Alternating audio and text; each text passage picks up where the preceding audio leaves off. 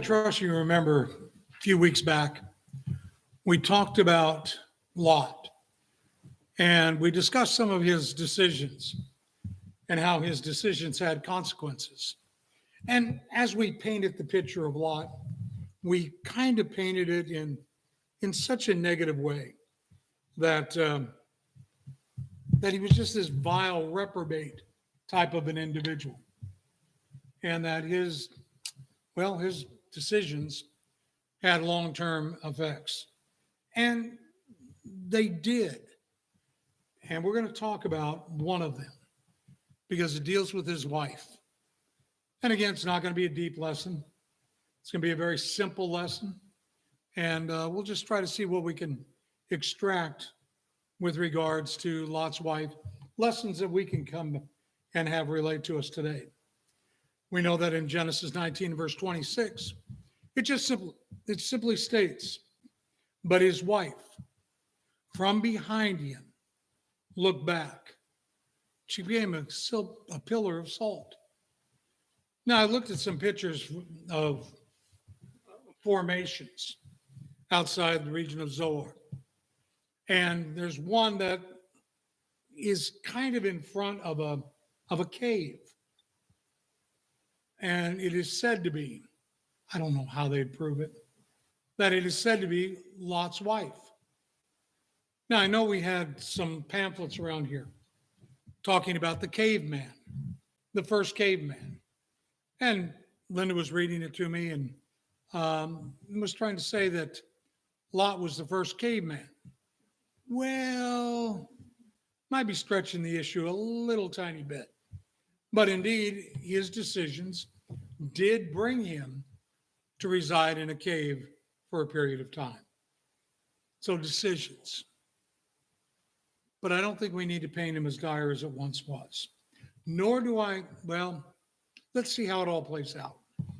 Because if you read Genesis 19, and beginning about verse 14 down through 25, you see that they were given specific instructions.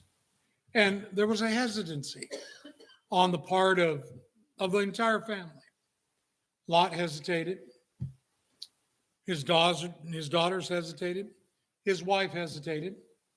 Those angels that had been sent by God to get them out and warn them had to literally bring them out by the hands.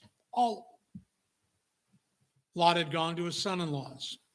Had tried to plead with his son-in-laws to flee as well. But the indication is they did not. And so Lot is fleeing with his daughters and with his wife to get as far away from Sodom as possible. But let's focus in on the wife, because we're told to remember Lot's wife. Now in 2 Peter, the second chapter, and verse 6, and then down through 8, it talks there about how Lot was righteous. And you go, wait a minute. How could he be righteous? I mean, look at the things that happened. And yet it's being equated as his being righteous. When he fled, did what was prescribed, he was righteous. Righteous meaning right wise, doing that which is right in the sight of God. Now, the events that followed, the drunkenness, the incest that followed on the part of his daughters with him, fearing that they had to do it in order to repopulate the earth, there's no excusing that. But he did do a righteous act when he fled. And he made a lot of poor choices that had ramifications on so many. His daughters, his wife, and so on. The family had been warned. They had been challenged. Get out. Do what you need to do. But get out. But there was that hesitancy. Go over to the book of Hebrews, into the second chapter. And in the second chapter, we're going to notice what the writer points out. He talks about who Jesus is in chapter 1, lays it out beautifully. For this reason, he goes on to say, we must pay much closer attention to what we have heard, lest we drift away from it. For if the word spoken through angels proved unadulterable, and every transgression and disobedience received a just recompense, how shall we escape if we neglect so great a salvation? Well, that's really what Lot's wife talks to us about. That she was offered salvation for the fire and the brimstone and all that would be accorded with it. But what she did, she neglected it. She treated it as common. Don't turn and look back. Simple thing. But it was too great for her. Can you relate to her?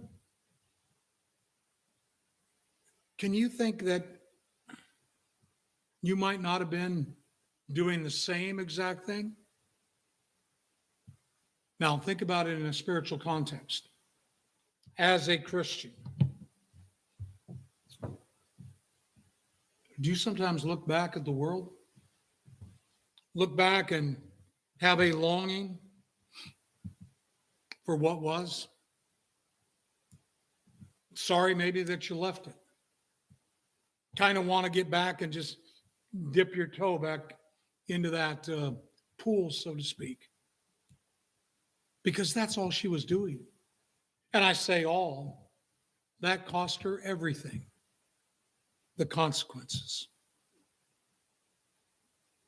Even though we change our mind, we decide to obey God, the things prior still have to be dealt with. We talked about it with Lot, and now we're beginning to see it with his wife. They're warned. You need to flee. Her life, at that moment, the life as she knew, was shattered. Her husband had been known in the gates of the city. He was a person of prominence. They undoubtedly had wealth, position, but everything came crashing down at that moment. It didn't need to be bad. It didn't need to be shattered. But yet it was. So, there's no logical reason why she had to suffer such a horrific end. None whatsoever. Steps were taken. Every number of steps were taken to deliver her to safety. We already mentioned how in Genesis 19:16, it talks about how she was reluctant, but so was Lot. So was his daughters. The reluctance. How many people do you know that are reluctant for their salvation? You tell them, you warn them, here's what's going to happen. Peter said, in light of these things, what sort of people ought we to be in 2 Peter 3? Because he talked about the destruction of the world. And he asked the question, what sort of people ought we to be? And the answer comes back, we ought to be godly, God-fearing people, subscribing to what God has put in place in everything. And so we look back at her. We look back at Lot. And we know that we need to learn from their mistakes, from their examples, whether they be good, whether they be bad. That's Romans 15 chapter, verse 4. They were written for our instructions. So we look back at this poor woman. We look back at her and go, why? Why did she have to suffer this fate? She had fled from Sodom. You realize that? She was gone. Gone. freedom and salvation was ahead of her. But she deigned to look back. Go into the book of Luke. And in Luke, we're going to go into the 9th chapter and drop down at verse 62. Luke 9:62. No one, and this is Jesus talking, no one, after putting his hand to the plow and looking back, is fit for the kingdom of God. You don't look back. You always look forward. One of the little short talks that's on Facebook deals with an event where I got onto a tractor and I was going to make some rows. Figured, hey, I can do this. And I started driving. But I began to turn around and look this way, that way. And boy, those rows were not straight. Because I took my eye off where it was supposed to be. And I thought, man, I'm driving as straight as can be. But no. You got to keep focused and locked in. And I realize how hard that is for farmers. But they train themselves. And they can get on a tractor and they can just drive it straight as straight can be. But they're looking ahead all the time. They're not worried about what's going on behind. After they get to the end of the road, then they'll look back. Then they'll see and make sure that it was straight. But while they're in progress, it's always focused. Find a spot. Aim for that spot. Well, that's exactly what we need to do. We have decided to follow after Christ. We lock in on him. Set your affections on Christ. If you've died and your life is hidden with him.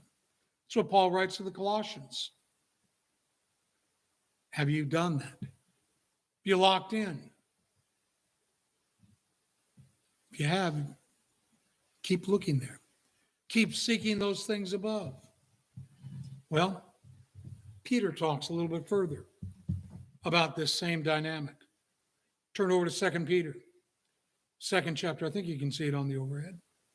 But it's 2 Peter, the 2nd chapter. And remember that in 2 Peter, what he's doing, he says very openly, these things I am writing to you that I might stir you up by way of reminder. So look at what he's reminding them. Go down into verse 20. For if after they have escaped the defilements of the world by the knowledge of the Lord and Savior, Jesus Christ, they are again entangled in them and are overcome. The last state has become worse for them than the first. For it would have been better for them not to have known the way of righteousness than having known it, to turn away from the holy commandment delivered to them. It has happened to them according to a true proverb. A dog returns to its own vomit, and a sow after washing returns to wallowing in the mire. Turn back. Turn back. What we have in Christ is superior to anything that the world has to offer. We've got it all. Why would we lose that? Why would we surrender it? It makes no sense. And that's the same thing that was going on with Lot's wife. She was out of Sodom. She was with her family. They were pressing ever forward toward a new beginning with new hope, new opportunities. Everything's going to be going grand for them. They would not be left alone. But for whatever reason, she decides to turn and look back. Hebrews, the 10th chapter, builds on it a little bit. Look at verse 38, Hebrews 10. But my righteous one shall live by faith. And if he shrinks back, my soul has no pleasure in him. But we are not of those who shrink back to destruction, but those who have faith by the preserving of the soul. We don't shrink back. What was, was. We don't look back. We don't long for it. We realize that there's inherent danger for anyone not to remain focused. That's what I learned that day on that tractor. By worrying about everything around me, and I was supposed to be teaching vocational agriculture to the high school kids. I figured, I can do this. I never taught agriculture in my life. But they were desperate. They needed somebody. We need a substitute. Okay, I'll do it. Call me up. I'll fill in for the rest of the semester. Get out and drive that tractor. Oh, I'll show those kids. I can drive anything. Apparently, I can't drive a tractor. Oh, I knew how to start it. I knew how to put it in gear. I knew how to drop the thing in the back. I knew it. But the one thing I didn't do is I didn't lock in on the focus. I was worried about all the other things. In fact, one of the students came up and kind of chuckled when they looked at the field that I'd plowed. They go, "You didn't lock in on a keystone." You think? Yeah, I didn't. I learned. And I'm glad I could translate that over into these things of a spiritual nature. Because now I look back at Lot's wife and I realize how important focus is. She was so near, so close, so near, yet she was so far away. Back in Genesis 19:23, the sun had risen upon the earth when Lot entered Zoar. They'd been on the road for a while, and they were pressing on, looking forward, tantalizingly close. Have you ever been that way? Really, really close to something? I mean, it just, it's right there, but you can't get it. In baseball, there's a saying, don't die on third. And that's an important saying. Because you can get to third base, and you can get there, and you can be doing all the dancing off, trying to upset the pitcher. You can do all those things. But if you don't get home, whatever you're doing and however you got to third base is wasted. Oh, and you can look down there and you go, it's really, man, it's only 90 feet. And if I cheat off here, I get a good lead. It's 75 feet. 75 feet, that's easy. I remember one game that I played. My father came to the game. It was the only game he came to. And he came toward the end of the game. And I saw him in the stands. Oh, I was so happy. And I got a single. On a force out, I was out. I made it to second. Pass ball put me in third. And I go, man, I got this. I'm not going to show my dad. The next pitch, or 2 or 3 pitches later, the ball got away from the catcher. And I took off running. And I knew I was going to score. The catcher got it quicker than I thought. And he tagged me out. I couldn't have missed beating him getting back and tagging me by 2 or 3 inches. It was that close. That ended the game. My father came afterwards and he said, I'll never come to see you again playing baseball. And I go, why? He said, you should have known. You shouldn't have gone unless you knew for certain. I thought, well, that was it, boy. I'm not coming again. Tantalizingly close. That's Lot's wife. Tantalizingly close. Go back into the book of James. And in James, go into the second chapter, James 2. Drop down at verse 10.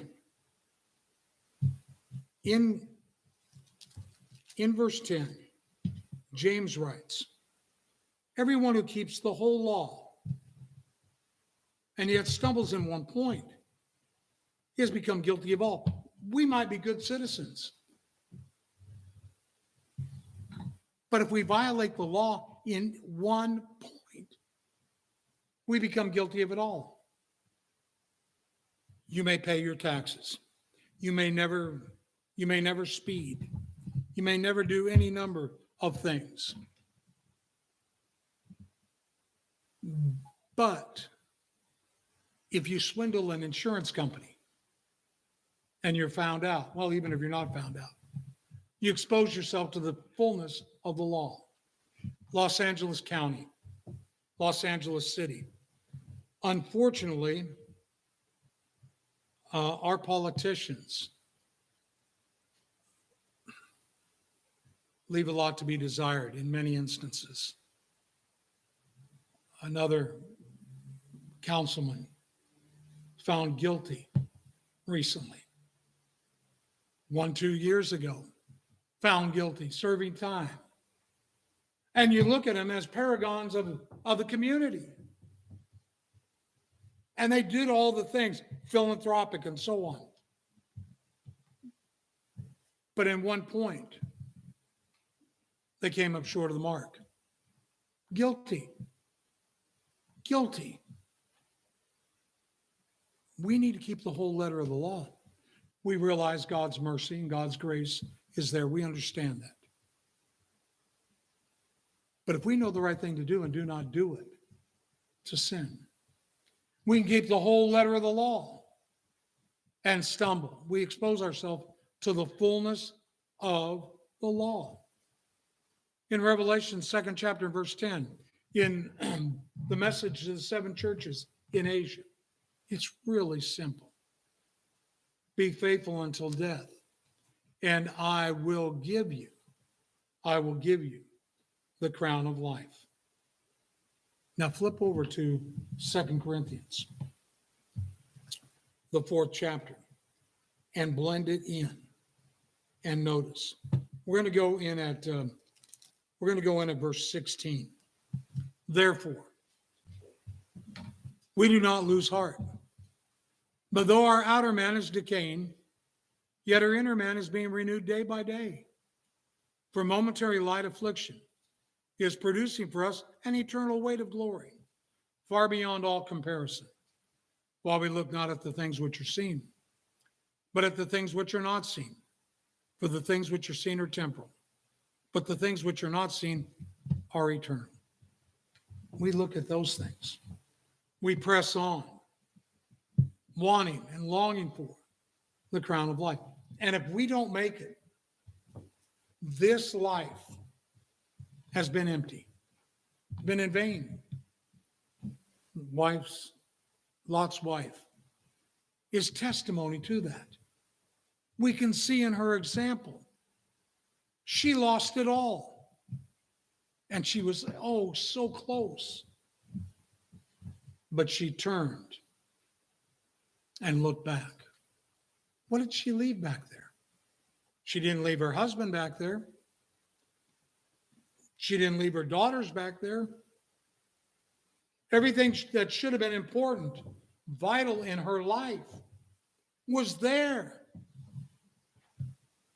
Physical things, you can always get those. Always. They don't mean anything. But what was important was with her.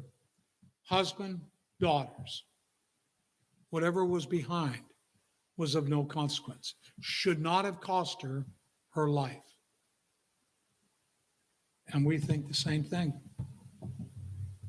Is there anything in this world that is as valuable as your soul's salvation? No, absolutely not. I feel sorry for those that have gone through the devastation of the tornadoes. Breaks my heart. Breaks my heart to hear of the people up in the San Bernardino Mountains, Big Bear, Arrowhead, where their roofs crashed down on them because of the weight of the snow. Lost, as it said, they lost everything. No, they really didn't. They didn't lose everything because they were still alive. They still had their family. Things don't mean anything. We came into this world with nothing. We'll leave with nothing. And she was looking back. Who knows why? But she was looking back. See, we put our soul in jeopardy when we take our eye off the prize, when we take our eye off Christ, and we get so near, but we're yet still so far removed. Well, presented a problem, big time problem that cost her everything. And we can't allow ourselves to follow that same way. I don't know why she turned back. I really, truly don't. But she did. And I don't know what causes some people to take their eye off the goal. That keystone marker that you push on toward. But there's a lot that we can learn. And there's a lot that we can take away from this. So I realize the lesson this afternoon is going to be short. And I want you to spend time just thinking about it, trying to understand any more lessons that we can extract from it. Remember how, it's probably been 12, 15 years ago. I stood up here with a rubber chicken. And I talked about lessons learned from a rubber chicken. Some of you remember that. And, we were able to extract any number of lessons. And I presented some. And how that rubber chicken came to be, because Linda and I were in Sacramento. We're in Old Town. And she was going through the shop there. And she looked at it. And it wasn't a big rubber chicken, about like that. And she knows I like Svengoolie. Speaking of which, I couldn't watch them last night. Have a problem with Spectrum Cable, apparently. And they didn't have it on. Going to call them and read them the riot act. Anyways, maybe try to get a discount. But she got it for me. And she said, you can make a lesson out of this. No, I can't. But I looked at it sitting on my desk. And you can make a lot of lessons out of a rubber chicken. And I presented it after the lesson. Janice had jotted down some other things. Terry DeBruler did not write down anything. But 3 weeks later, she brought me a bigger rubber chicken. And it was one that was made to look like a pirate. And there's a lesson there as well. So I leave you with this, the challenge. What other lessons can you think of with respect to Lot's wife?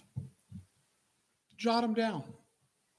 At some point, we'll sit, we'll talk, we'll discuss what you figured out.